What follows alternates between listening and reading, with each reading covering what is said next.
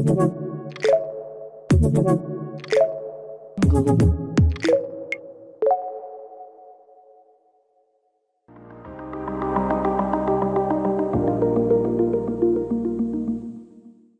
nggak ngantuk, jadi kita dua arah ya. Soalnya kalau cuma sendiri saya bicara udah sore gini takutnya ketiduran. Setahu saya Neso tuh kayak kerja sama Indonesia sama Holland buat kayak em, mungkin misalnya kayak exchange student atau ya kayak S1 di Holland.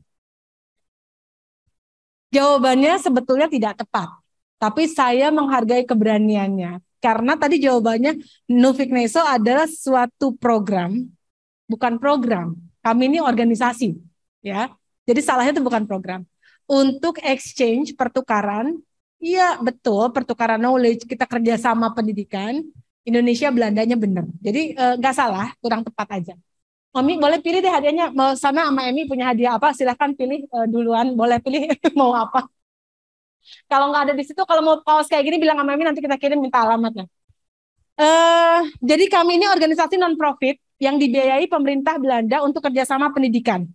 Kami kantornya di Kedutaan Besar Belanda di Jakarta. Dan sumber dana kami adalah dari Kementerian Pendidikan di Belanda untuk operasional, dari Kementerian Luar Negeri untuk mengelola beasiswa, juga dari Uni Eropa untuk mengelola beasiswa. Jadi sumber dananya ada 3, tetapi kami di sini adalah perwakilan pemerintah Belanda untuk kerjasama internasional di bidang pendidikan. Pendidikan itu luas ya, jadi saya di sini aja nggak bisa jalan-jalan. Ternyata nggak mau jalan. Ya, di sini ada foto beberapa rekan saya yang nggak ikutan karena sekarang ada pameran di sekolah-sekolah lain juga. Jadi yang ke Semarang adalah saya dan Emi. Saya di sini sebagai koordinator promosi pendidikan, Emi sebagai student counselor. Sebetulnya Emi ini dulu S1-nya di Belanda, sekolah di Den Haag 4 tahun, ambil European Studies. Katanya tahun depan pengen ke Belanda lagi untuk ambil master. Saya sendiri waktu sebesar adik-adik umur 17 tahun dapat beasiswa ke Belanda, pertukaran pelajar selama 1 tahun, pulang, nggak lama kemudian kuliah di IPB. Akhirnya kerja di sini udah sejak tahun 2006. Terus udah pernah ngerasain juga summer school beberapa kali di Universitas Utrecht di Belanda. Tentang Nufik Neso mungkin saya akan sekilas apa aja sih kegiatan Nufik Neso. Kami ini bukan cuma promosi pendidikan, sekolah ke Belanda enggak.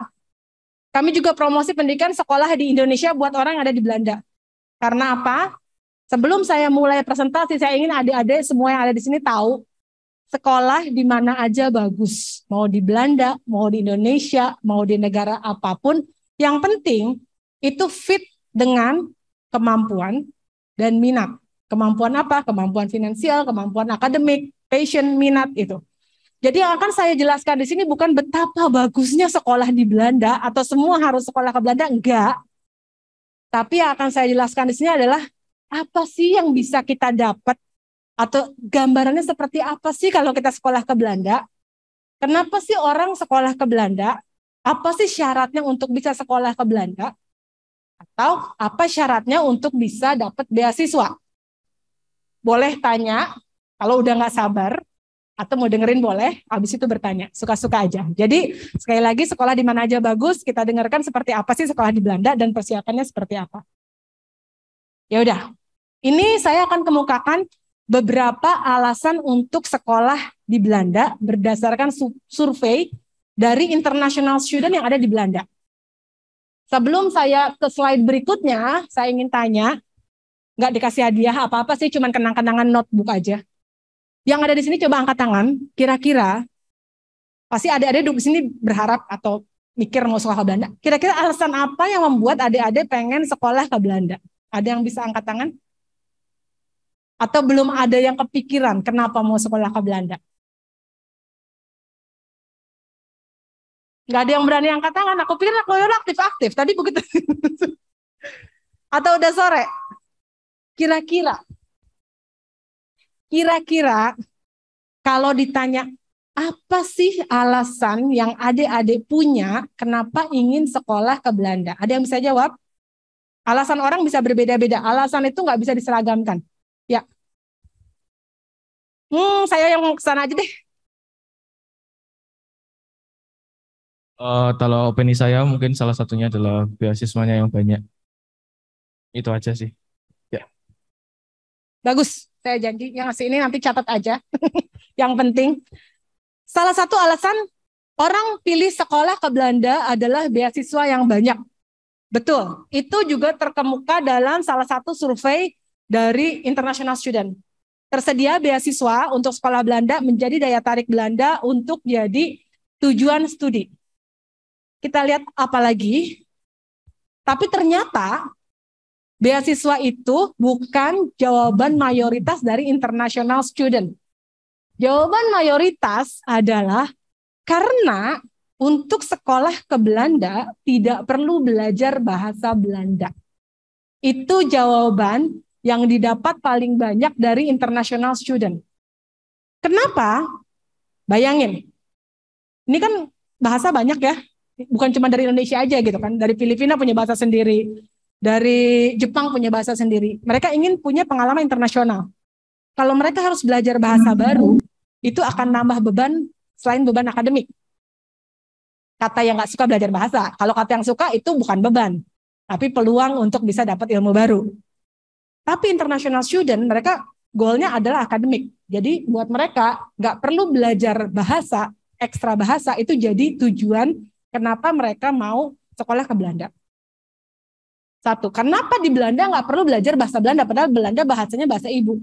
Karena kemampuan bahasa Inggris orang Belanda tuh udah bagus-bagus. Namanya negara kecil ya. Orang dengan negara kecil itu harus survive dong. Dia bisa, rata-rata orang Belanda tuh bisa 4-5 bahasa. Bahasa Jerman, Perancis, Belanda, Inggris itu rata-rata bisa. Jadi Inggris itu udah bisa. Dan bukan cuma bisa aja, tapi kemampuan bahasa Inggrisnya juga berdasarkan data itu tinggi. Jadi 90% orang Belanda bisa bahasa Inggris dengan kemampuan yang bagus. Itu berdasarkan data. Itu satu alasan. Alasan yang kedua yang banyak dikemukakan international student adalah excellent. Ngapain kita sekolah jauh-jauh kalau misalnya kualitas pendidikannya jelek? Bagus jeleknya dilihat dari apa? Ya kan? Biasanya international student itu lihat bagus jelek pendidikan itu dari ranking. Rankingnya di sini Universitas Belanda tuh ada dua ya, ada terbagi beberapa tipe. Universitas Riset, Universitas Applied Science. Universitas Riset itu nggak banyak yang dibiayai pemerintah, cuma 12, 14, 12 lah. Sorry, 14 termasuk universitas terbuka dan teologi. Dari 14 itu 12 sudah masuk ke dalam 200 time higher education atau QS ranking. Jadi untuk world ranking itu udah masuk 12.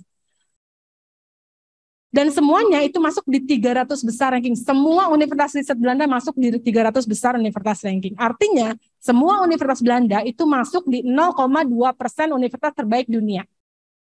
Itu berdasarkan data ranking. Jadi orang itu masuk oke karena pendidikannya bagus. Dan karena universitas di Belanda nggak banyak, jadi angka 14 itu udah fantastis karena hampir semua. Jadi orang ketika mau ke sekolah ke Belanda, nggak mikir lagi sekolahnya ke univ mana ya, univ mana yang terbagus. Kualitasnya nggak jomplang. Indonesia punya 4.000 universitas, antara satu dengan yang lain itu beda banget. Yang paling tinggi misalnya UI, rankingnya 400 sekian, disusul 500 sekian, belum lagi yang lain-lain mungkin nggak masuk ranking. Jadi gap antara satu universitas dengan yang lain nggak. Nah untuk Universitas Applied Science ini memang nggak masuk di ranking 300 besar. Karena apa? Karena kalau dilihat, ada yang bisa lihat bedanya? Di Universitas Research itu ada PhD, S3. Di sini nggak ada. Sementara salah satu muatan ranking internasional adalah jumlah publikasi dari para researcher, daripada peneliti di universitas itu. Karena di sini ada penelitian tapi bukan untuk publikasi ilmiah, maka dia nggak ke sana. Karena tujuan dari Universitas Applied Science adalah untuk memudahkan lulusannya mencari kerja, applied, mempraktekkan ilmunya, Universitas Ilmu Terapan. Jadi secara kualitas bagus. Itu yang dibilang international student yang ada di Belanda. Apalagi yang menjadi alasan orang pilih studi di Belanda. Selain kualitas dan pakai bahasa Inggris. Agak slow. Internasional, komunitas internasional. Kenapa komunitas internasional menarik? Salah satu kita keluar negeri, Salah satu tujuannya itu kan untuk nambah wawasan. Kalau kita datang ke suatu tempat, di mana di tempat itu ada berbagai macam manusia, komunitas yang bisa memperkaya wawasan kita, tentu itu lebih menarik kan? Nah, Amsterdam itu sebagai kota dengan jumlah kewarganegaraan terbanyak di dunia. Kedua, Belgia, ketiga New York. Karena apa? Karena Belanda itu terbuka. Jadi orang masuk tuh cenderung lebih mudah. Jadi banyak warga negara yang ingin tinggal di Belanda. Jadi komunitas internasional tuh banyak. Artinya kalau banyak ilmu dari berbagai macam sudut kan, banyak persepsi. Nah itu juga menarik buat orang asing. Untuk mahasiswanya sendiri, kalau berdasarkan statistik, 1 dari setiap 8 mahasiswa yang ada di Belanda itu mempunyai kewarganegaraan asing. Jadi benar-benar mix. Makanya nggak usah khawatir nggak bisa bahasa Belanda. Orang 1 dari 8 mahasiswa pasti orang asing, pasti ngomongnya pakai bahasa Inggris, gitu kan? Jadi itu yang menarik untuk orang asing sekolah di Belanda. Hal apa lagi yang menarik orang asing untuk sekolah di Belanda? Orang asing itu salah satu orang Indonesia, tapi di luar Indonesia kesempatan cari kerja. Untuk orang Indonesia mungkin setelah kita sekolah di luar negeri kita maunya pulang ke negara. Bagus. Negara kita punya banyak potensi dan punya banyak peluang buat kita ngebangun negara. Tapi banyak juga warga negara dari negara-negara lain yang pengen memang kerja di Eropa, kerja di Belanda. Nah, Belanda ini menawarkan peluang untuk bisa kerja setelah lulus dari Belanda. Maksudnya peluang gimana sih? Emang kita pasti dapat kerja? Emang ikatan dinas? Bukan. Peluang kerja itu, jadi nanti sekali di sini mumpung lagi pameran pendidikan, ada banyak perwakilan negara, cek. Apakah setelah kita lulus dari negara tersebut, kita boleh tinggal di negara itu, atau harus pulang kalau visa pelajar kita udah habis. Di Belanda, kalau visa pelajar kita udah habis, kita boleh tinggal selama 1 tahun untuk nyari kerja. Itu namanya peluang untuk dapat kerja. Dan kerja itu, yang namanya Belanda tuh, kalau dari saya tadi kemarin dari Jakarta ke sini 5 jam naik kereta. Di Belanda naik kereta 5 jam udah nyampe luar negeri ya, Mi. Naik pesawat 1 jam udah nyampe London. Artinya kalau kita ada interview di London atau di Paris, tinggal di Belanda, ya sama aja kayak Semarang, Jakarta. Artinya kita bisa nyari kerja di Eropa, bukan cuma di Belanda aja, tapi stay di Belanda dengan visa pencari kerja. Visa ini berlaku memang cuma 1 tahun, tapi kalau dalam waktu 1 tahun kita bisa dapat kerja, visa itu bisa diperpanjang sesuai durasi kerja. 5 tahun berturut-turut tinggal di Belanda, kita berhak dapat resident permit. Jadi memang terbuka. Bukan cuma setelah kita lulus dari Belanda, tetapi selama kita jadi mahasiswa. Ada beberapa negara yang membatasi student visa itu nggak boleh kerja. Atau student visa boleh kerja cuma di dalam lingkungan universitas, nggak boleh di luar universitas. Belanda, student boleh kerja di luar atau di dalam universitas bebas. Tapi tentu ada batasan, bebas terbatas. Batasannya berapa? 16 jam per minggu. Atau full itu berapa sih? 40 jam, 38 jam per minggu saat summer, liburan. Boleh. Tapi kalau lagi sekolah, namanya pelajar. Tujuan ke Belanda bukan kerja jadi cuci piring kan. Tujuan belajar. Belajar boleh. Tapi 16 jam per minggu. Berapa gajinya? 16 jam per minggu itu 1 jam itu bayarannya sekitar 10 euro bersih setelah dipotong pajak. Jadi kalau misalnya 10 jam itu ya bisalah dapat 600 euroan dalam sebulan. 600 euro berapa? Kalikan, ada yang punya handphone, misalnya kali 15.000 berapa? Kalau saya kalikan, kalau nggak salah, silahkan koreksi kalau salah, itu sama dengan gaji S1 di Jakarta. Gaji 10 jam kerja buruh, tapi ketentu, ini kan kesan itu menggiur ya, tapi tentu biaya hidup sana juga besar. Gitu kan. Jadi itu menarik. Jadi kerja part-time itu menarik. Dengan catatan ini tadi 16 jam per minggu ini, kalau kita kerja sama orang. Tapi kalau kita kerja sendiri, itu nggak ada batasan 16 jam per minggu, boleh. Sebisanya kita bagi waktu. Maksudnya kerja sendiri itu gimana sih? Apa sih yang dilakukan mahasiswa untuk nyari uang? Banyak. Ada yang jualan pisang goreng atau bakwan goreng. Ada yang suka main piano di gereja. Itu dapat loh. Ada yang dibayar 50 euro, ada yang suka foto jadi fotografer. Itu freelance sendiri, nggak digaji sama orang. Tapi kalau kerja di restoran, cuci piring itu digaji sama orang, ada batasannya. Kalau jadi babysitter, nggak pakai agent, karena kenal sama tetangga, nggak digaji sama orang, langsung. Dikasih cash, langsung. Itu nggak ada batasan 16 jam per minggu. Kalau kita kayak, kalau di sini istilahnya GoFood atau GrabFood ya, nganter-nganter makanan, itu juga bisa. Itu juga nggak ada batasan waktu, karena itu self-employed masuknya, tergantung. Itu, jadi 16 jam per minggu, kalau kita kerja sama orang, tapi kalau nggak kerja sama orang, banyak bisa jadi ya tadi main piano atau jadi babysitter atau bersih-bersih rumah orang itu bisa lebih. Kesempatan kerja menjadi hal yang menarik untuk pilih sekolah ke Belanda. Apalagi sih yang bikin orang menarik untuk sekolah ke Belanda? Ini berdasarkan survei ya. Katanya tempat yang menyenangkan untuk ditinggal, untuk tinggal. Kenapa sih menyenangkan? Dulu aku 17 tahun sekolah di Belanda.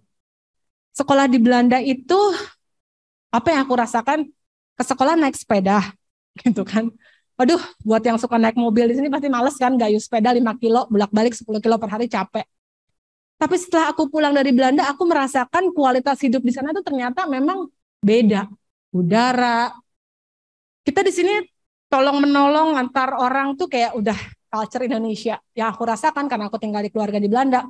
Itu tuh di sana lebih dari kita sih tolong menolongnya, karena apa, buruh mahal. Jadi kalau kita mau ngecat rumah kadang-kadang ngajak tetangga ngecat bareng-bareng gitu. Itu yang aku rasakan. Jadi memang tempat yang menyenangkan untuk tinggal, lingkungannya bersih, hidup di sana simple. Karena yang aku rasakan di sana pagi makan roti 1 lembar, siang makan roti 2 lembar, malam baru makan panas, itu udah cukup. Jarang rumah yang punya pembantu rumah tangga tinggal di rumah, semuanya mandiri, itu enak banget yang aku rasain.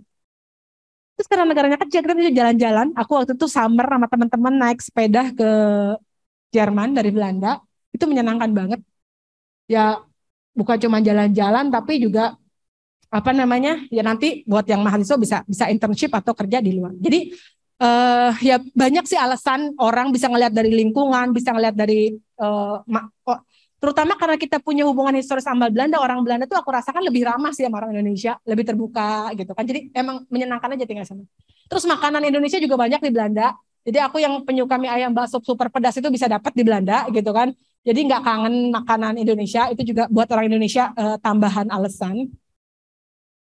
Terus ini alasan international student pilih ke Belanda adalah uang kuliahnya yang relatif value for money. Aku nggak tahu artinya dalam bahasa Indonesia, kalau ada yang bisa, ini anak-anak pintar semua. Apa sih artinya value for money? Bukan murah. Tapi uang yang kita keluarkan itu sebanding dengan yang kita dapat. Berapa biaya kuliah untuk sekolah di Belanda? Tergantung, kalau S1 itu, tadi aku lihat ada yang 8.000. 8.000 itu kali 15 itu berapa? Ada yang sekitar, tergantung lah, kalau teologi bisa cuma 4.000. Rata-rata sih sekitar 120 sampai 180 juta per tahun biaya hidup. Biaya kuliah maaf per tahun. Biaya hidupnya berapa? Antara 800 sampai 1.000. Jadi kalau 1.000 itu kali 15.000, 15 juta lah setahun. Dan biaya hidup ini udah termasuk sewa kamar, transport, makan dan lain-lain. Duh, pusing bicara euro, nggak biasa. Udah deh totalnya aja. Dari mulai masuk sampai lulus, uang kuliah, asuransi, visa, dan lain-lain, kira-kira habis berapa nih orang tua? Kira-kira habis 1 miliar sampai ekstrim 1,5 miliar lah. 1,2 nggak nyampe sih. Ada yang nggak nyampe 1 miliar, tergantung. Kalau kita tadi part-time, berarti uang 1 miliar itu bisa berkurang banyak dong. Karena kan kalau misalnya uang kuliah 180 juta setahun, kali 3 tahun sekolah S1, itu berarti uang kuliah kita cuma berapa? 500 kan? Kalau yang applied science cuma 8.000 euro, itu kurang kali 4 juga sama. Jadi 500 juta sekian untuk biaya hidup, sisanya untuk 5 juta untuk uang kuliah. Ini yang menarik untuk orang luar. Dan buat mereka ini murah. Apalagi tadi ada peluang beasiswa. Jadi karena tidak semua orang mikir 1 miliar itu murah, tentu nyari beasiswa. Terus, beasiswa apa aja sih yang ada untuk sekolah di Belanda? Karena tadi Nuffic Neso mengelola beasiswa ya. Beasiswa mana aja yang dikelola oleh Nuffic Neso? Nih, Nuffic Neso itu mengelola beasiswa Stunet, mengelola beasiswa OKP, mengelola beasiswa Orange Tulip, Holland Scholarship nggak dikelola sama Unifikneso, langsung sama universitas, dan beasiswa ada universitas-universitas lainnya. Beasiswanya banyak, tapi dikit, relatif banyak. Angka banyak itu relatif. Karena apa? Tadi kan Belanda kecil. Sebanyak-banyaknya Belanda nggak mungkin bisa memenuhi kebutuhan semua orang Indonesia dong. Artinya tetap kompetitif, ada saingan, ada proses seleksi. Oke, di antara ini semua, nih lambang-lambang ini, beasiswa mana yang bisa untuk S1? Kecuali kalau bapak-bapak ini mau S3 atau S2, mungkin nanti saya cerita S2. Sekarang S1 dulu deh. Yang S1 mana? Holland Scholarship bisa untuk S1, Orange Tulip bisa untuk S1, dan sekolah beasiswa dari universitas untuk S1. Jadi, ada peluang beasiswa? Ada. Tetapi, walaupun tadi pilihan sekolah ke Belanda karena ada peluang beasiswa, saya juga nggak ingin kasih PHP, iming-iming, ke Belanda yuk sekolah, banyak beasiswa. Enggak. Bocoran aja, dapat beasiswa itu nggak gampang. Jangankan dapat beasiswa, diterima di universitas di Belanda aja nggak gampang. Jadi langkahnya adalah, pertama, harus diterima dulu di universitas di Belanda. Setelah diterima, ikut proses seleksi beasiswa. Seleksi beasiswa ada yang otomatis, ada yang harus daftar terpisah. Gitu. Yang otomatis tuh kayak gimana sih? Gini, kasih tahu ya. Semua universitas di banyak negara, bukan cuma di Belanda, secara logika, termasuk Loyola aku pikir, pasti pengen punya potensial student kan? Apa sih potensial student itu? Para pelajar yang berbakat, ketika dia lulus dari program universitas itu, dia bisa jadi alumni yang bisa mempertahankan kejayaan atau nama baik alma mater. Benar nggak? Gimana cara cari input itu? Nggak gampang buat universitas. Karena apa? Yang namanya talented student pasti ingin yang terbaik dong versi mereka. Yang namanya talented student pasti daftar ke banyak univ dong ketika dia lulus SMA atau lulus S1. Dan kalau misalnya dia daftar ke 5 universitas di berbagai negara berbeda, 5-5-nya diterima, univ mana yang akan dia pilih? Banyak variabelnya. Bisa yang univ yang lokasinya dia suka, bisa univ yang ada pacarnya atau saudaranya, bisa univ yang kebanyakan murah. Kalau memang anak itu rencananya keluar pakai biaya sendiri, ada. Nah, yang bisa dari semua variabel itu yang bisa dikontrol oleh universitas adalah faktor biaya. Makanya jika ada talented student, universitas pengen student itu ditawarin beasiswa. Prosesnya adalah admission, dapat LOE itu surat penerimaan. Kalau misalnya ini anak potensi untuk dapat beasiswa, dimasukin ke scholarship department, ditimbang beasiswanya 10%, 20%, 50%, 75%, full waiver tuition fee plus allowance, atau enggak sama sekali, karena ada lain yang lebih kandidat lebih potensial. Kalau udah ditimbang, dapat invoice nanti, apakah ada dapat atau enggaknya beasiswa dilihat dari invoice. Apakah invoice itu sama dengan harga publish? Kalau dipublish ada 8.000 euro, di invoice 8.000 euro, artinya nggak dapat beasiswa. Tapi kalau dipublish 8.000 euro, di invoice 0 atau 3.000 euro atau 5.000 euro, itu dapat beasiswa. Ada pengurangan, subsidi. Kayak gitu di Belanda sistemnya. Itu beasiswa otomatis. Dan banyak universitas punya beasiswa ini. Tetapi beasiswa ini tidak dipromosikan. Kenapa tidak dipromosikan? Karena tujuannya cari talented student. Salah satu kriteria talented student adalah student yang benar-benar berminat dengan program itu. Kalau dia bilang, hey, ada beasiswa nih. Banyak di sini di Indonesia aja orang-orang yang pinter secara akademis, tapi dia nggak tahu maunya apa. Akhirnya ya udah deh, ambil sekolah yang ada beasiswanya aja. Berhasil, tapi nanti biasanya ketika lulus itu dia juga nggak kerja di bidangnya atau apalah gitu kan. Tidak bisa dipakai untuk contoh alumni profil itu. Jadi kalau orang udah berminat banget terus ditawarin, ya itu lebih potensial sih dari univ. Makanya banyak yang tidak dipromosikan beasiswa dari universitas. Tapi ada juga univ-univ yang promosi program beasiswanya. Misalnya universitas apa? Leiden. Dia promosi. Leiden punya beasiswa loh, Leiden Excellence Scholarship. Amsterdam punya beasiswa loh, Amsterdam Merit Scholarship misalnya. Tapi untuk bayar ke Leiden, untuk bayar ke Amsterdam itu perlu uang pendaftaran. Berapa? 100 euro. Kenapa ada uang pendaftaran? Karena kalau misalnya anak ini daftar 5 univ, ya kan? Nanti dia daftar aja kalau nggak pakai uang pendaftaran. Tapi kan kalau pakai uang pendaftaran, aduh lumayan nih. 1,5 juta untuk pendaftaran, sayang kalau coba-coba aja kan. Jadi akhirnya gitu. Jadi ada beasiswa yang dipromosikan, ada beasiswa yang nggak dipromosikan, banyak. Ada juga beasiswa yang kita harus daftar. Jadi misalnya gini, kamu dapat LOE, habis itu dapat invoice satu full. Habis itu bilang, jawab ke universitas pakai email. Senang dapat invoice, senang dapat penerimaan, tetapi saya tidak bisa melanjutkan ke universitas ini karena saya tidak berhasil mendapatkan beasiswa. Simple. Kita menolak tawaran mereka karena kita nggak dapat beasiswa. Itu nanti univ, kalau memang dia punya program beasiswa, akan nawarin, coba kamu daftar ini. Coba kamu daftar ini. Misalnya tawarin, kita bisa nanya, atau kita simply nolak aja. Gitu. Jadi gimana langkah beasiswa itu ada banyak cara. Yang penting kita tahu infonya, tahu apanya. Oke, selanjutnya tentang apa ini? Tentang beasiswa ya. Selanjutnya adalah tentang beasiswa.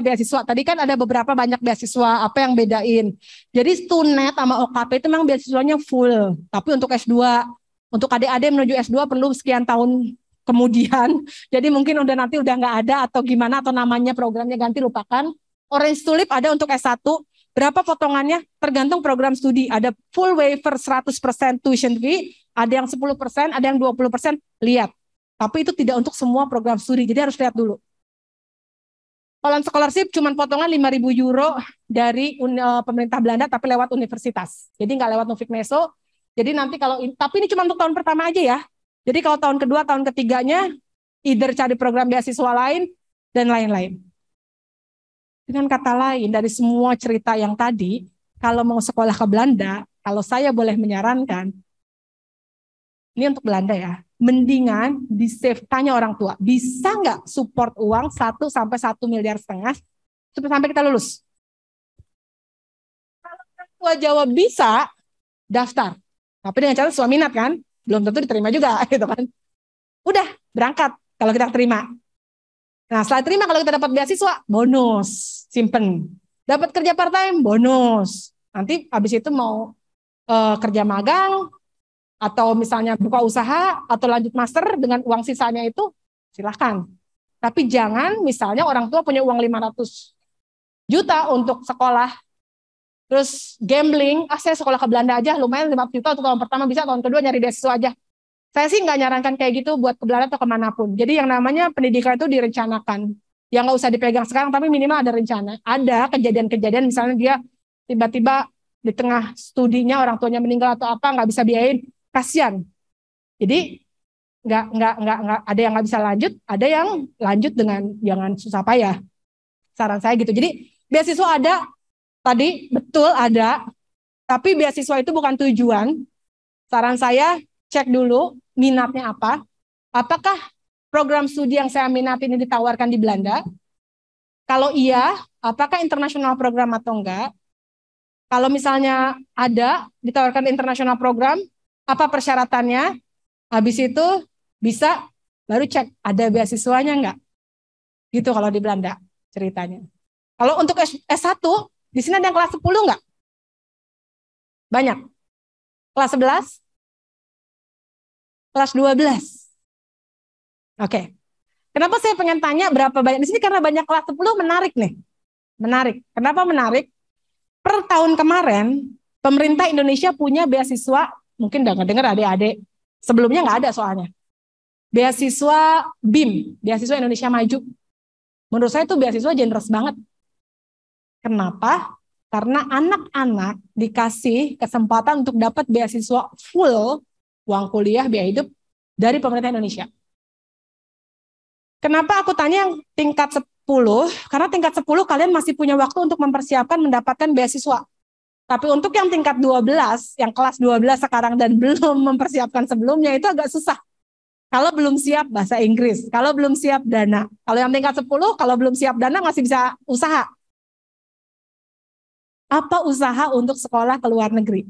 Ada yang bisa angkat tangan? Nggak ada? Kira-kira kalau saya mau sekolah ke luar negeri, ke Belanda deh, katakanlah kita lagi ngomong Belanda. Kira-kira usaha apa yang harus saya lakukan sekarang?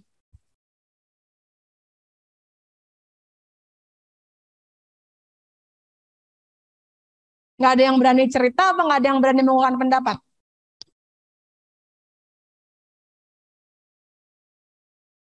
Ayo dong, anak Loyola mana ini Pak? Udah pernah ngantuk ya? Ini ada chat. Ini gimana? Next, next. Sambil nunggu jawaban. Nggak ada yang tahu. Kira-kira kalau ya silakan. Siapa namanya? Kelas berapa tadi? Nggak kedengeran deh. Saya kasih mic-nya dulu deh sambil kasih block note. Andika dari kelas 11, belajar bahasa. Bahasanya Inggris kan kalau aku kelas Belanda. Kalau kita mau sekolah ke luar negeri, yang harus kita siapkan adalah bahasa. Selain bahasa apa? Hah? Nggak kedengeran pakai masker. Nilai, betul. Yang tidak pas blok. Bahasa dan nilai. Mau sekolah ke luar negeri, mau sekolah di dalam negeri, kalau nilainya jeblok, kalau nggak diterima dalam negeri, apalagi ke luar negeri juga. Nilai dan bahasa itu mau salah satu modal untuk bisa diterima di sekolah luar negeri. Benar. Kalau sekolah dalam negeri, bahasa mungkin nggak jadi faktor. Selain nilai dan bahasa, ini aku lewat ya, karena beasiswa itu bisa dilihat di website. Kira-kira apa lagi yang harus dipersiapkan untuk sekolah di luar negeri? Nilai, ya, yang terakhir nih blok note-nya. Untuk sekolah di luar negeri, terutama ya Belanda. Kalau Belanda nggak perlu belajar bahasa Belanda, tapi bahasa Inggris, apa kira-kira? Nilai, bahasa, terus apa lagi? Kemandirian. Kemandirian. Aku kasih kata lain dari kata kemandirian, sebetulnya mirip. Mental. Kalau kita mentalnya masih mental seneng, belum mandiri, jangan dulu deh ke luar negeri. Atau kalau benar nanti akan stres. Sebetulnya banyak hal yang harus kita siapkan untuk bisa sekolah ke luar negeri. Untuk yang kelas 12 sekarang, kalau nilainya jelek, jahat banget sih aku ngomongnya, nggak memenuhi syarat dari universitas, lupakan.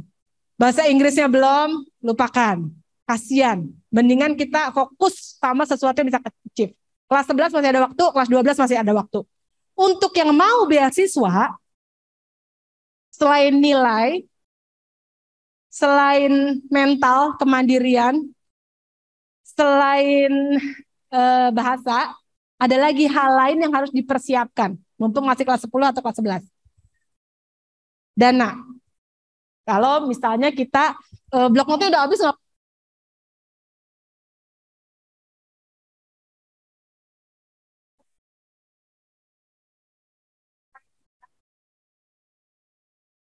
mental kemandirian. Kalau mau nyari beasiswa apa yang harus dipersiapkan?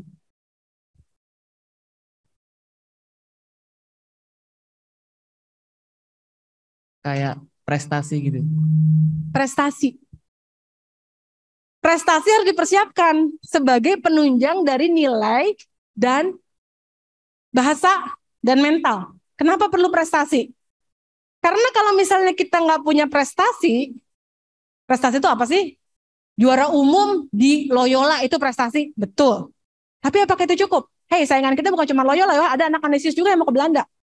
Bukan cuma anak Kanisius, itu anak SMA Negeri 1 di Bogor juga mau ikutan tuh sekolah di Belanda. Se-Indonesia. Jadi juara umum Kanisius saja belum cukup. Prestasi apa sih beasiswa itu biasanya? Yang jelas kalau dari pemerintah Indonesia, yang beasiswa Indonesia Mandiri, dia mau prestasi lomba-lomba, OSN, olahraga, kebudayaan. Tingkat nasional lebih berpeluang untuk dapat beasiswa internasional. Jadi kalau kita dapat, apalagi tingkat internasional itu lebih berpeluang. Jadi untuk yang kelas 10, kalau memang berambisi, jadi bukan cuma mental yang tadi mandiri, tapi harus punya ambisi. Ambisi itu penting untuk dapetin beasiswa. Karena tanpa ambisi kita nggak punya motivasi. Dan motivasi ini harus dituangkan dalam esai. Dibanyakan persiapannya. Makanya untuk anak kelas 12 yang belum siap, aku kasihan karena kalau harus mempersiapkan prestasi, motivasi, ambisi sih bisa mendadak, tapi itu berat dalam 3 bulan ini.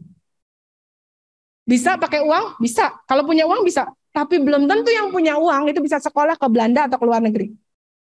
Saya saksi hidup yang banyak menyaksikan anak-anak orang kaya nangis-nangis karena ditolak universitas. Baru kemarin. Bulan kemarin ada anak sudah diterima di universitas di Belanda. Dia dari program IB di Bali. Visa udah kelar, penerimaan udah kelar, rumah udah dibayar, anaknya tenang. Begitu keluar nilai IB-nya, ekonomi dapat E. Nggak kira-kira. Di ujian akhir. Ujian sebelumnya bagus. Karena dia ngerasa udah terima, ujian akhir dapat E. Sama universitas ditolak, semua uang dikembalikan. Nggak mau tahu, sekolah nolak. Tidak bisa diterima di Belanda. Orang tuanya punya uang banyak. Harus bagaimana? Penolakan ini bulan Agustus universitas sudah banyak yang tutup. Akhirnya sekolah dalam negeri. Jadi uang aja belum cukup tanpa banyak. Jadi banyak sekali faktor untuk kita bisa sekolah di Belanda. Makanya di sini bahasan berikutnya adalah how to study in the Netherlands. Apa yang harus kita persiapkan untuk sekolah di Belanda? Banyak. Yang pertama, persiapan pertama adalah cari informasi. Kenapa harus nyari informasi? Karena informasi itu salah satu sumber dari motivasi. Informasi apa yang harus saya cari? Informasi program studi, informasi universitas, informasi biaya, informasi peluang beasiswa. Dan jangan lupa, selain kita ngeliat informasi di sekeliling, cek diri kita sendiri. Kita ini maunya apa? Kita punya role model siapa? Lulus Loyola, mau kuliah di mana? Lulus kuliah di mana? Mau kerja di mana? Jadi yang harus kita pikirkan saat adik-adik menjadi kelas 12 atau kelas 10, kalau kelas 10, pikirkan 10 tahun yang akan datang. Kelas 12, 7 tahun yang akan datang. Setelah kita lulus S1, kita mau ngapain? Dari berpikir sampai situ, kalau kita udah bisa ngehayal sampai ke sana, bisa nulis, mundur balik ke belakang. 10 tahun ke depan, saya ingin jadi pengacara. Karena lihat ada banyak di YouTube pengacara-pengacara yang uangnya banyak misalnya. Ya udah, kalau mau jadi pengacara berarti mundurnya kemana? Sekolah hukum. Sekolah hukum di mana? Di Belanda kan hukumnya bagus, saya mau dong sekolah hukum di Belanda. Kalau kamu tahu informasinya, kalau mau jadi pengacara itu nggak perlu sekolah ke Belanda. Kalau kamu mau jadi pengacara, sekolah hukum aja di Indonesia. Karena sekolah hukum di Belanda nggak bisa untuk jadi profesi pengacara di sini. Dokter Indonesia nggak bisa sekolah di Belanda. Jadi informasi ini penting. Jadi hal yang harus dilakukan untuk sekolah di Belanda adalah cari informasi.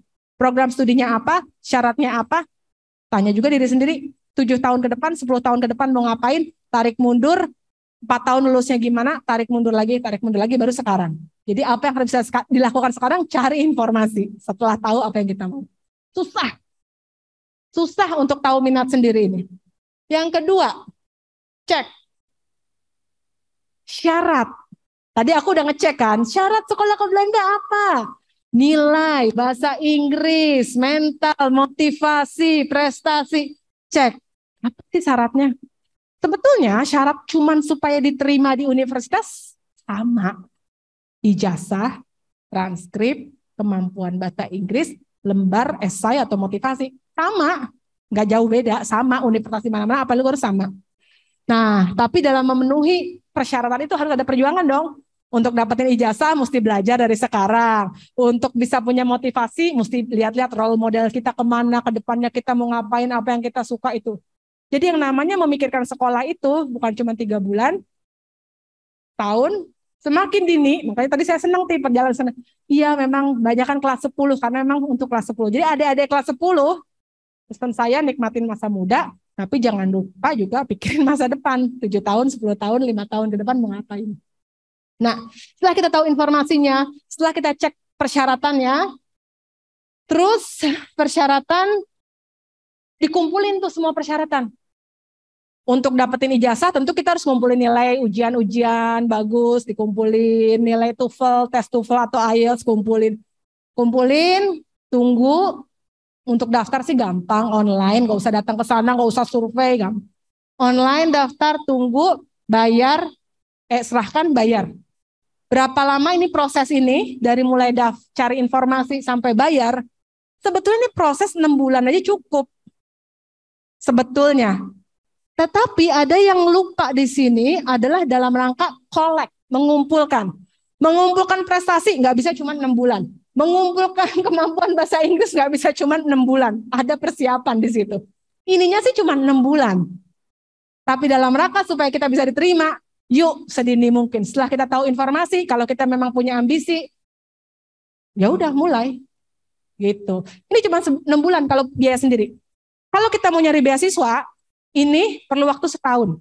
Karena apa? Ingat, masing-masing penyelenggara beasiswa itu punya timeline sendiri. Gitu kan? Punya timeline sendiri, biasanya sih setahun cukup. Udah habis waktunya ya Pak ya? Semangat banget. Ya udah kita lanjut. Lanjutnya apa sih? Yang terakhir adalah, nah gimana cara nyari program-program apa aja sih yang ada di Belanda? Kami punya search engine namanya studyfinder.nl. Itu bisa dilihat di sini. Jadi kayak Google lah. Kalau Google kan nyari kata A keluar. Cuma sayang hari ini lagi berantakan karena kita baru ganti logo dari Study in Holland jadi Study in the Netherlands. Makanya jangan coba sekarang hari ini nyari program studi di sini. Di sini itu ada overview informasi. Program studi apa, universitas mana, masuk ke website universitas, berapa biayanya, beasiswanya apa, itu ada semua di Study Finder ini. Daftar online biasanya lewat studi link, tapi nanti ini setelah kita, apalagi yang kelas 10 masih lama untuk menuju ke sini. Ini sekedar preview aja.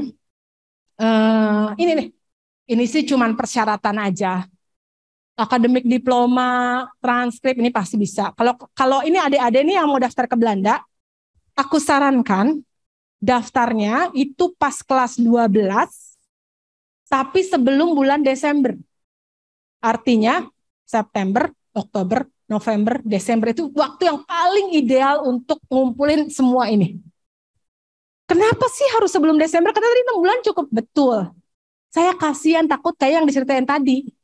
Kalau kita Januari baru mulai ngumpulin, Februari baru nyari-nyari nilai IELTS atau TOEFL, begitu ujian akhir, kebagi dong sama tes IELTS atau tes TOEFL. Ujian akhirnya jelek, nilai IELTS-nya bagus juga nggak diterima. Jadi kalau ini semua bisa kita kumpulkan sebelum Desember, kumpulkan. Januari fokus untuk menyelesaikan sekolah. Ujian akhir jangan sampai fail. Itu sih. Jadi ini dikumpulkan requirement-nya. Terus ini timeline umum. Kalau kita ambil tarik setahun, inilah yang harus kita lakukan. Ini ada beberapa logo beasiswa. Kenapa? Karena misalnya beasiswa ini dibuka di November, beasiswa Stunet di Januari, gitu kan? Ini. Tapi sih sebetulnya aku sih pikir mulai dari sekarang. Perkuliahan di Belanda ada yang mulai September, ada yang mulai Februari. Sebisa mungkin tarik mundur paling cepat 6 bulan. Paling cepat, paling akhir, paling mepet lah, paling mepet 6 bulan. Terus udah. Kami kantornya di Jakarta di kedutaan, tapi jangan khawatir dengan teknologi informasi, bisa WhatsApp di hari kerja, kapan aja ada pertanyaan boleh. Kalau mau tanya sekarang juga boleh, tanya apa aja yang berhubungan dengan pendidikan dan sekolah. Ada Instagram juga. Terus ada Zoom juga. Tiap hari kami menyediakan waktu 2 jam untuk nongkrong di Zoom, gantian, kadang saya, kadang Emi, kadang dari teman-teman yang lain. Untuk apa? Ya untuk ngobrol aja. Datang, masuk ke linknya sama setiap hari, ngobrol. Jadi nggak usah datang ke kantor lewat Zoom, bisa. Ada yang sore, kalau misalnya sekolahnya pagi, ada yang pagi kalau sekolahnya sore. Jadi ada yang jam 10 sampai 12, ada yang jam 3 sampai jam 5. Jadi itu boleh. Semua brosur itu kami siapkan dalam bentuk digital gara-gara pandemi ini. Karena lebih enak ternyata kalau mau ada revisi, itu bisa dicek juga di Google Drive. Itu. Terus nanti bulan November itu ada perwakilan dari universitas di Eropa mau pada datang untuk pameran. Pamerannya sih di Jakarta 2 hari, Surabaya 1 hari, online 1 hari. Kalau mau banding-bandingin dari sekarang, itu boleh. Cek, apa sih bedanya sekolah di Belanda sama di Jerman sama di Prancis, mendingan mana yang cocok buat saya. Apa di Hongaria aja atau di Polandia aja, karena perwakilan negara-negara Eropa juga akan datang bersama dengan perwakilan universitasnya di acara IHEF. Itu aja Bapak dari saya, mungkin kalau ada yang mau bertanya, boleh. Tadi saya nggak nyinggung S2, S3, itu ceritanya lain lagi, ini karena kebanyakan S1, jadi saya tekankan di S1. Baik, terima kasih untuk Terima Mbak kasih. Dina dan Mbak Emi yang telah memaparkan tentang bagaimana kita bisa melanjutkan perguruan tinggi kita di Holland nanti dengan Nuffic Neso. Dan untuk selanjutnya teman-teman sesi tanya jawab. Untuk teman-teman yang di sini nanti silakan kalau mau bertanya menunjukkan diri. Kemudian untuk yang di rumah silakan untuk menuliskan chatnya ya, yang mengikuti secara online, menuliskan di chat, nanti akan saya bacakan. Untuk sesi pertama, untuk kesempatan bagi para KKL yang ada di sini, jika ada bertanya silakan. Silakan mau bertanya. Apakah ada? Ada? Ya, silakan langsung aja ya pertanyaannya.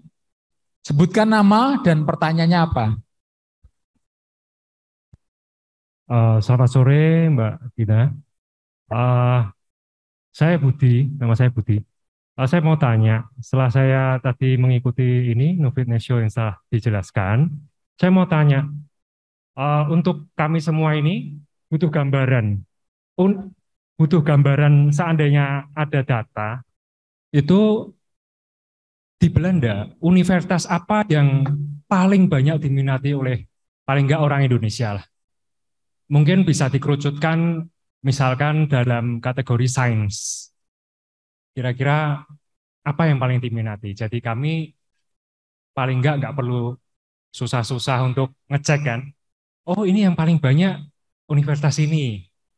Mungkin di sana dari KKL ini, Loyola ini paling banyak ini tiap tahunnya ke sana. Ya, terima kasih. Langsung ditanggapi aja ya Mbak. Langsung ditanggapi. Ini pertanyaan sering. Universitas mana yang paling banyak menerima mahasiswa Indonesia? Kenapa sering? Karena kadang-kadang kalau restoran, itu kalau paling banyak tamunya biasanya paling enak gitu kan. Tapi kalau untuk pendidikan nggak ke sana Pak. Kalau aku bilang paling sering itu, yang paling sering kedengeran, salah satunya adalah The Hague University, Applied Science di Den Haag. Itu banyak mahasiswa Indonesianya. Ini alumninya salah satunya. Ibu Retno Marsudi juga alumni dari The Hague University of Applied Science. Ini itu adanya di Den Haag, Pak. Itu Applied Science. Yang lainnya lagi di Groningen. Universitas Riset di Groningen. Ada dua di Groningen itu, ada Hanze yang Applied Science, yang ada Groningen. Pertanyaannya, apakah ini berarti yang terbagus? Kenapa mereka bisa dapat yang terbanyak? Banyak faktor. Seperti tadi saya bilang, universitas di Belanda itu secara kualitas gapnya itu nggak lebar, kecil. Tapi kenapa The Hague University dan Groningen itu mendapat student terbanyak dari Indonesia?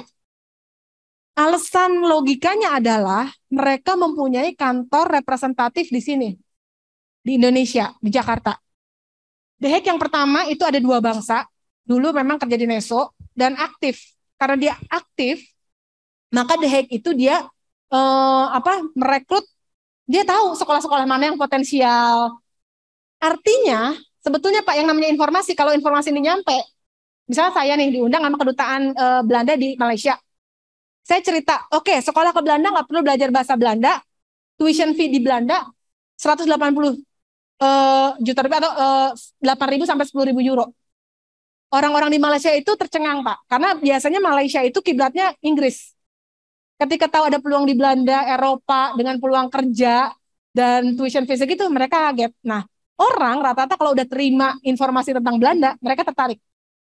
Perwakilan Groningen, perwakilan Den Haag itu aktif di Indonesia. Makanya dia mendapat student terbanyak. Dan orang Indonesia rata-rata, anak-anak terutama ya, kalau udah sekali di approach agent, mereka kebanyakan, apalagi orang-orang kaya di Jakarta, mereka udah kadang-kadang udah tutup matanya, nggak mau terima informasi lagi, mau Australia mahal, mau apa. Yang penting aplikasi saya udah ada yang beresin deh. Itu salah satu alasannya, Pak. Jadi Groningen, Den Haag memang banyak. Yang lain, misalnya ya Pak, contoh Aerospace Engineering, Delft, itu bagus. Delft itu rankingnya tinggi, teknik. Tapi Delft kan nggak mau terima kurikulum nasional. Gimana dia bisa dapetin banyak siswa Indonesia kalau dia nggak mau terima kurikulum nasional? Dia harus IB atau A-level. Ada beberapa dari international school yang masuk ke sana, tapi itu nggak banyak. Jadi faktor banyak itu. Pertama, kenapa Universitas Groningen banyak? Selain punya agent, Universitas Groningen ngerti. Indonesian student itu bagus-bagus, pinter-pinter. Dia mau rekrut dengan kurikulum nasional. Universitas Amsterdam, dia nggak mau. Dia nggak punya agent, dia nggak mau terima kurikulum nasional, ya gimana dia bisa punya banyak Indonesian student? Tapi kalau memang Indonesian student itu bisa masuk, ya itu karena usaha dia sendiri, daftar online. Sebetulnya nggak pakai agent juga bisa, gampang online.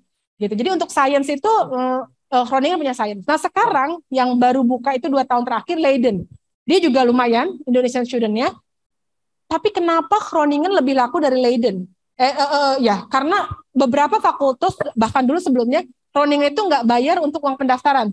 Leiden udah cas 100 euro. Orang Indonesia mikir dong, beberapa mikir 100 euro. Jadi Leiden banyak, Groningen banyak, Den Haag banyak, itu salah satu faktornya adalah karena mereka punya agent. Dan kenapa sekolah di Australia, walaupun uang kuliahnya 500 juta setahun, itu kan mahal banget ya kalau dibanding Belanda. Tapi ada 9.000 orang Indonesia ke Australia, 9.000 itu banyak Pak. Kalau buat Belanda itu bisa sepenuhin Belanda. Karena peran agent. Agent itu memang di sini ada beberapa agent, itu berperan dalam menyampaikan informasi dan membantu pendaftaran.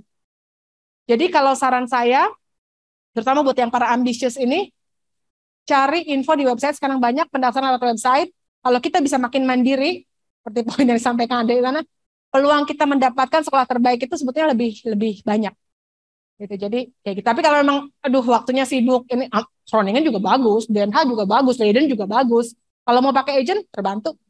Itu Pak yang jadi salah satu faktor. Jadi bukan jelek tapi dan enggak why, bukan karena murah, bukan karena apa, faktor kepraktisan sih sebetulnya. Boleh Pak. Simpel aja deh. Ini ambil sampel yang The Hague University di Den Haag. Kebetulan saya tadi dengar Mbak Eni dari sana. Oke deh, anggap aja Mbak Eni ini mewakili mahasiswa Indonesia. Kira-kira boleh sharing nggak di The Hague University itu yang paling bagus jurusan apa? Maksudnya untuk Mbak Eni, maaf di jurusan apa?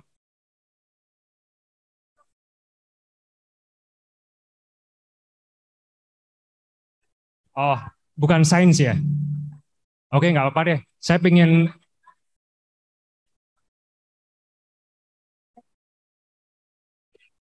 Oh, oke.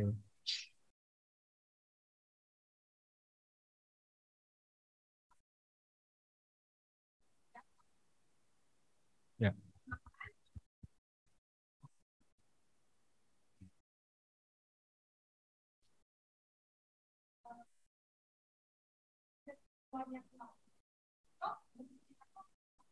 Oh, oke.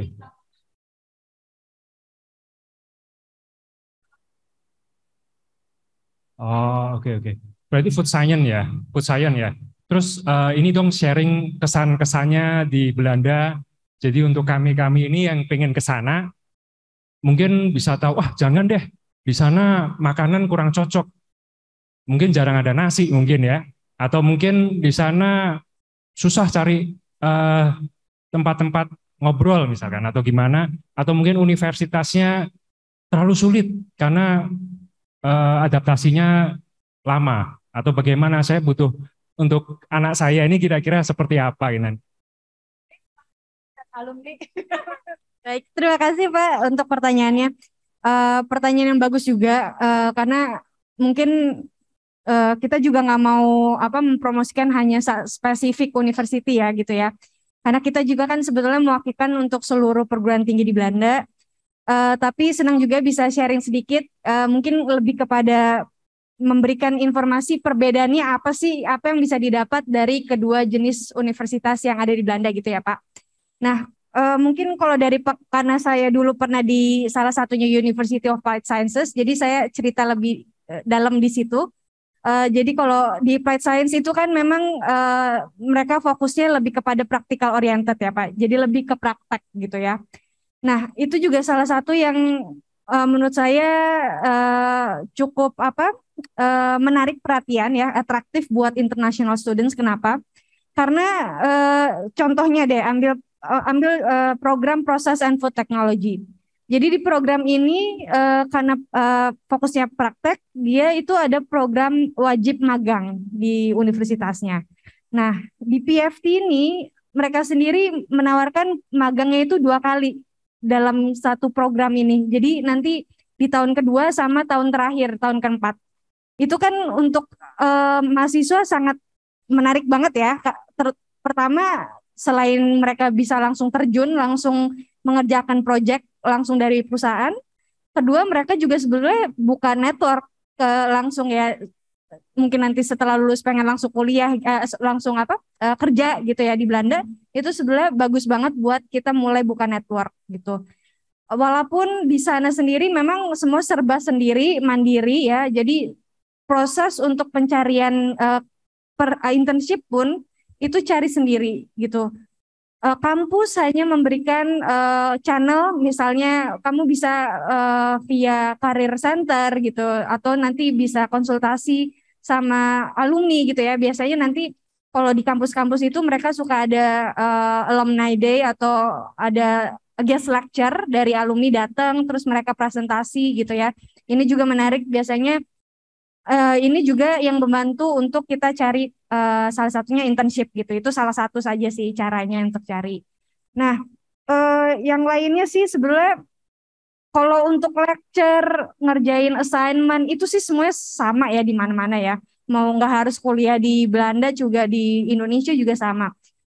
Sama halnya juga dengan University of Life Sciences dan Research University. Jadi keduanya sebetulnya bukan berarti yang satunya lebih praktek, satunya lebih misalnya akademis, lebih penelitian, tapi bukan berarti mereka tidak ada ngerjain paper gitu ya. Itu sama di mana aja ada gitu. Jadi sebetulnya lebih kepada nanti yang lebih difokuskan lagi adalah nanti anak-anak ini tertariknya kemana, maunya apakah lebih mempersiapkan skills untuk karir di bidang tersebut atau pengennya lebih banyak penelitian gitu. Karena nanti ini juga ada hubungannya nanti kalau misalnya mau studi lanjutan, master misalnya.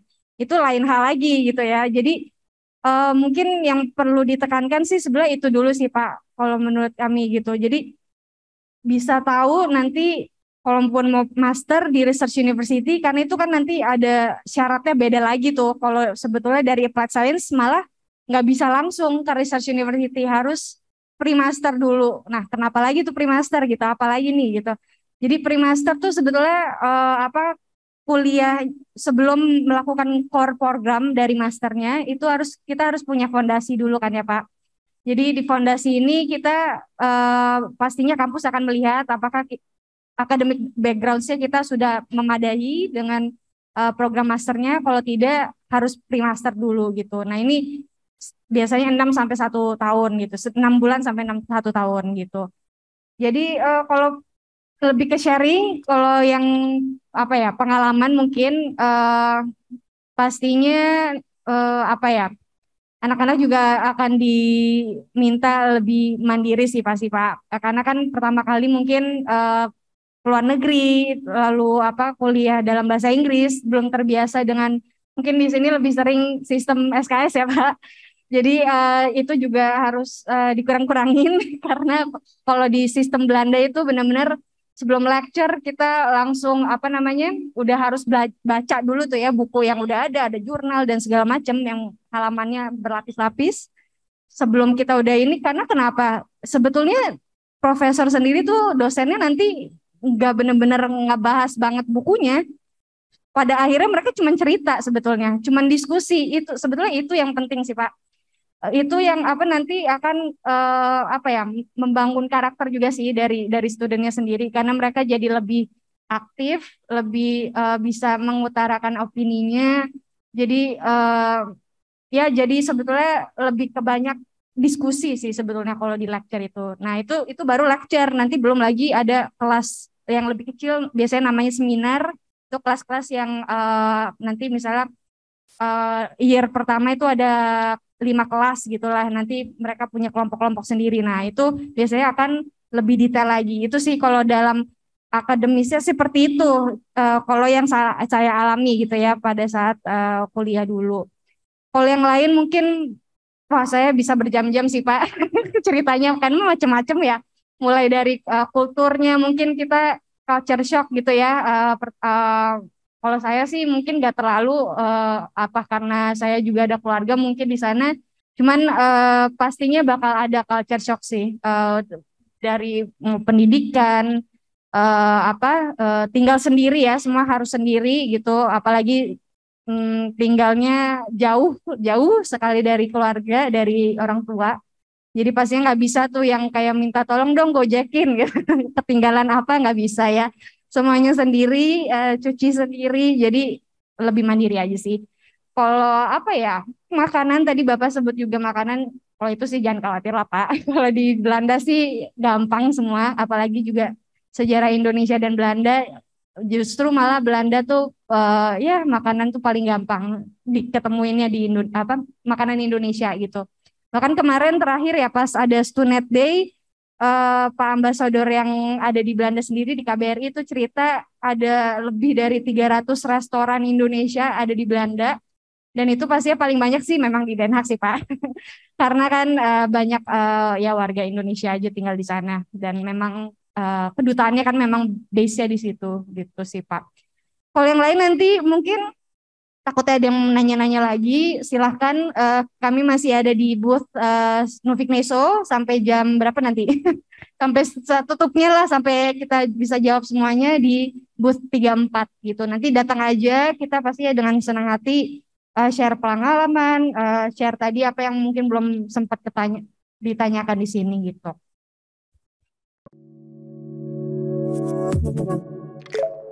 Thank you.